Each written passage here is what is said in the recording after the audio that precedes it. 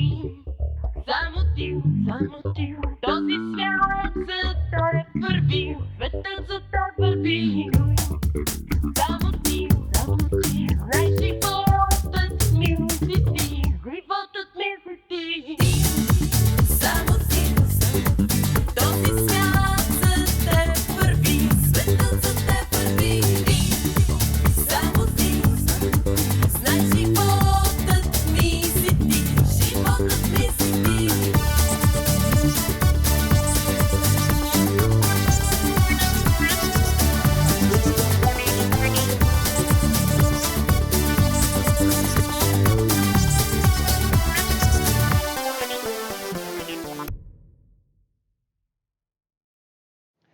Bonjour et bienvenue sur TV Sud pour cette nouvelle émission Parlez-en à vos amis qui parle de théâtre, de café-théâtre et d'humour. Alors aujourd'hui nous avons de la chance car nous sommes à la Grande Motte sur ce magnifique catamaran, le Lucille 2, pour accueillir nos invités. Mais juste avant de vous les présenter, nous allons adresser un grand merci à nos deux capitaines de ce jeune bateau puisqu'il est en mer depuis 6 mois, Alexis et Fabrice, qui vous parleront justement de ce catamaran dans quelques instants. J'aimerais bien faire un petit tour, moi, voir un petit peu à quoi ça ressemble tout ça. Eh bien écoutez, si vous voulez, donc nous sur ce bateau on a déjà les filets à l'avant, là où les gens peuvent se relaxer, hein, donc on a des grands hamacs qui font office de filet, ça ressemble à une trampoline mais ça se rapproche plus du hamac. Ouais. Et après on a à l'intérieur on a la partie on va dire quoi, traiteur avec des grands frigos, congélateurs, les couchettes doubles, Oui. la plancha à l'arrière pour faire tout ce qui est grillade, barbecue pour une sortie repas, et les toilettes, les sanitaires et les douches. On a 100 mètres carrés de grand voile, il y a 80 mètres carrés de gel à cœur, et là on a les deux moteurs. Donc dans le port, nous on reste au moteur, forcément on va faire le circuit dans le port. Mais si après on veut partir un peu plus longtemps, on veut tirer des grands ports, partir au large, là on mettra les voiles. Et on coupera les moteurs. D'accord. Bonjour à tous. Donc, dans un premier temps, nous allons accueillir Madame Elsa Chelas-Montero, qui est adjointe au maire déléguée à la culture. Ensuite, nous parlerons avec Josie Roch, qui est la directrice du Festival international du théâtre amateur, qui est venue accompagnée de Madame Christine Bergerac, qui est comédienne. Après, nous verrons Monsieur Michel Alexandre, qui est chef du restaurant Alexandre. Et enfin, nous finirons avec Monsieur Marc Galabru, qui est auteur et comédien. Madame Elsa Chelas-Montero, parlez-nous un petit peu de la culture qui se passe sur la ville de la Grande Motte, et notamment du théâtre. Alors aussi étonnant que ça puisse paraître, avant 2008, il n'y avait pas de vrai service culturel. Il y avait quelques manifestations ponctuelles. Monsieur le maire m'a demandé de créer ce service, et non seulement le service culturel, mais également un programme complet. Et il est évident qu'à la Grande Motte, pour nous, c'est un peu la faute à Josie d'ailleurs, le théâtre était une évidence. Alors, Madame Roch vous parlera après de son festival. Nous avons, voulu, à compter de la rentrée, créer une véritable rencontre qui revient tous les ans, qui sont les automnales du théâtre. Ça fait plusieurs années maintenant que nous proposons au Grand Mottois un panel de pièces. Nous travaillons bien entendu avec le Masque des Pyramides, mais pas seulement. Nous avons la chance d'avoir cette année également une troupe professionnelle de Paris, qui est la Compagnie des Redoutables, qui va non seulement nous présenter une pièce au Palais des Congrès, mais qui va également intervenir au lycée pour ouvrir le théâtre et la culture aux adolescents et à un maximum de grands Mottois. D'accord. Tout à l'heure, vous parliez de Madame Josie Roch, donc vous êtes la directrice du Festival international de théâtre amateur.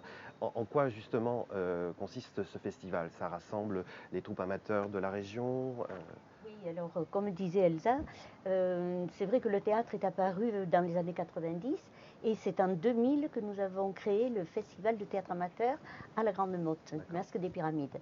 Et puis c'est vrai que cette année, on a voulu élargir un petit peu et présenter des troupes étrangères pour donner d'autres horizons.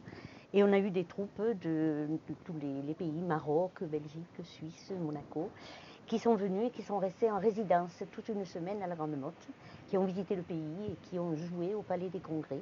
Effectivement, c'est avec une étroite collaboration avec la mairie, Elsa et Monsieur le maire, que nous pouvons réaliser ce programme, parce que c'est un programme quand même qui est très chargé. et qui est très, très Ambitieux. ambitieux. Il a fallu convaincre aussi au début, mais enfin, nous avons un partenariat avec la mairie qui est tout à fait évident et très intéressant pour nous. D'accord. Et c'est un festival qui se déroule à quelle période de Alors, l'année? il se déroule tous les ans, le dernier week-end de février. D'accord. Donc j'imagine sur ce festival, vous travaillez avec des artistes, peut-être avec vous, Madame Christine Bergerac. Vous êtes comédienne sur la ville de la Grande Motte. Donc expliquez-nous un petit peu votre parcours et votre travail ici, s'il vous plaît. Avec plaisir. Donc, Christine, ouais, je suis comédienne professionnelle et metteur en scène. Mhm. Et je suis venue sur la Grande Motte avec un premier spectacle en 2002, lorsque j'ai mis en scène Les Misérables. J'avais une très très grosse compagnie, il y avait 27 comédiens. Et après avoir joué Les Misérables, j'ai enchaîné avec Du vent dans les branches de Sassafras, avec plusieurs spectacles, toujours en professionnel. Mhm. Et depuis, en parallèle, de très nombreuses années, je considère qu'il faut aider le théâtre amateur qui existe, qui est présent. Et je me fais fort en tant que professionnel de leur amener le maximum de connaissances afin que leur représentation soit les mieux possibles. Et j'ai fait la connaissance de Josie il y a maintenant 6 ans. Nous sommes partenaires. Je travaille pour le GLAC, pour Madame Rock. Et je monte avec de gros ateliers des pièces que Josie se fait fort de faire tourner. Alors nous allons quitter un instant les planches pour retrouver les tables avec Monsieur Michel Alexandre, qui est chef du restaurant Alexandre, qui est sur la Grande Motte une véritable institution, et même je dirais, voilà, ce restaurant, c'est une vraie saga familiale. Racontez-nous un petit peu justement cette histoire. Disons que je suis un tout jeune, un grand motois. Ouais. Ça ne fait que 40 ans que mon établissement est ouvert. Je suis grand motois depuis 1970. Mon père à l'époque avait un restaurant à Palavas et le maire de Moguio, Théolus, voulait à tout prix un restaurant gastronomique sur la Grande Motte. Donc il a proposé l'emplacement que nous avons actuellement qui appartient aux affaires maritimes. Mon père a monté ce complexe, hôtel-restaurant, et puis là maintenant je suis grand motois de cœur à fond, j'ai des femmes à ville, je l'exporte parce que je fais pas mal d'interventions dans le monde entier et donc chaque fois je vais en avant la Grande Motte. Voilà, pourquoi la Grande Motte c'est vrai que pour ma part, il manque une petite âme à la Grande Motte, mais c'est que j'ai analysé parce que nous n'avons pas un canal comme Palavas, le Gros du Roi. Donc il y a beaucoup plus d'amitié sur Palavas, les Gros du Roi que la Grande Motte, à cause de ce canal qui manque, et l'amitié de certains commerçants entre eux, alors qu'ici il y a un petit peu quand même de jalousie, malheureusement. D'accord. Et dans votre restaurant, quel type de cuisine vous Moi, c'est défendez? uniquement du gastro. Bon, j'ai fait mon apprentissage normal sur 2 ans. Après, Tour de France, Tour d'Europe. Et puis après, le monde. J'étais professeur à l'École nationale de la pâtisserie, donc à Saint-Jean. Donc on forme les morts, on forme tout ça. Meilleur ouvrier de France. Et puis, disons que j'aime ce métier par-dessus tout, malgré certains inconvénients qu'on peut rencontrer. D'accord, très bien. Voilà. Et donc, je vous garde un peu avec nous parce que à côté de vous, il y a Monsieur Marc Galabru que nous avons invité pour parler justement d'un célèbre film qui a été tourné ici dans la région.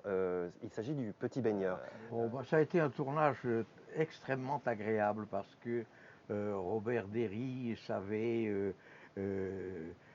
mettre une espèce de convivialité qui fait que ce n'était pas l'atmosphère un petit peu quelquefois stricte du tournage. Et alors, bon, mon frère était à l'époque marié à une femme très très jalouse, paix à ses cendres. Et l'équipe du tournage était tout de même une équipe joyeuse et il ne faisait pas beaucoup de mal, mais il sortait tard le soir.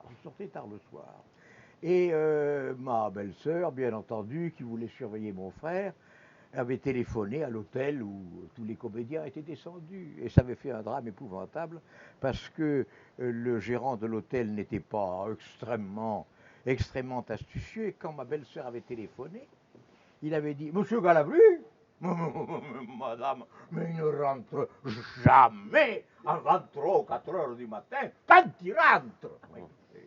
Ça avait fait un petit pavé dans le truc conjugal. Oui, c'était c'est un- passé tout c'était ça, amical, c'est puis passé voilà, c'est tout du ça. passé, Ben c'est du voilà, passé. voilà. La prescription, oui, tout à fait.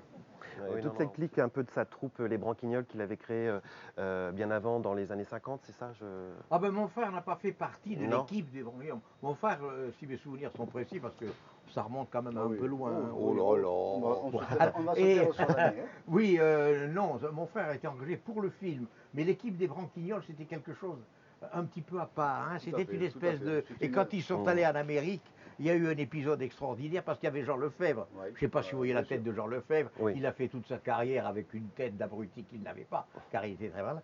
Et on l'avait mis sur un cheval, parce qu'en Amérique, il faut faire une parade avant de jouer. On l'avait mis sur un cheval dans les rues de New York et il a perdu le reste de la troupe. Comme il ne parlait pas un mot d'anglais, pour expliquer aux flics de New York ce qui foutait en armure du Moyen-Âge sur un cheval dans la 25e avenue, ça a été un problème. Alors, Monsieur Margalabru, juste après l'émission, nous allons avoir la chance de voir votre seul en scène qui a été capté à Lunel au mois d'août. Donc parlez-nous un petit peu de ce spectacle.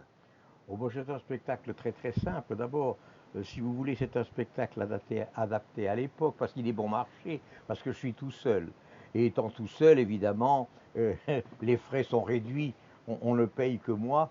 Et Dieu merci, je ne suis pas très cher, donc c'est déjà un petit avantage. Et je me demande d'ailleurs, en extrapolant, si la mode des one-man shows n'est pas le symbole d'une époque difficile au point de vue argent, parce qu'à part les théâtres subventionnés, les théâtres libres n'ont plus les moyens de payer de grands spectacles ou beaucoup d'acteurs. Voilà. Donc c'est un petit spectacle qui est un petit peu pseudo-familial, puisque je l'ai appelé Notre Père, mon frère et moi, car bon, il m'a semblé, si vous voulez, que à travers la vie de ces trois personnages hauts en couleur, parce que mon père était peut-être encore plus en couleur que mon frère plus en couleur que moi, et moi un petit peu moins, mais à travers tous ces trois personnages, on pouvait bâtir une histoire, et une histoire qui ressemblait un peu à celle des autres, parce que bon, nous avons eu une vie un petit peu à part, parce que le showbiz, parce que le fait que nous étions des cancres, le fait tout ça, etc. Bon, ça amène beaucoup, mais enfin, cette petite histoire, Notre Père, mon frère et moi, c'est un peu l'histoire des petits Français moyens du siècle qui vient de s'écouler, et à travers, en somme, cette petite histoire, il semble que les spectateurs s'y intéressent, parce que de temps en temps, ils se retrouvent. Voilà. L'essentiel, vous savez, au théâtre, c'est quand les gens peuvent ramener les choses à eux. Voilà, c'est terminé pour aujourd'hui. Merci de nous avoir suivis. Je vous invite à rester avec nous sur TV Sud pour suivre tout de suite le seul en scène de Marc Galabru, qui a été capté à Lunel en août dernier, un spectacle plein d'humour, de nostalgie, de tendresse, et qui s'appelle Notre Père, mon frère et moi. Et surtout, parlez-en à vos amis. Zamotiv, to zі свят, це так порвів, ветер це так порвів.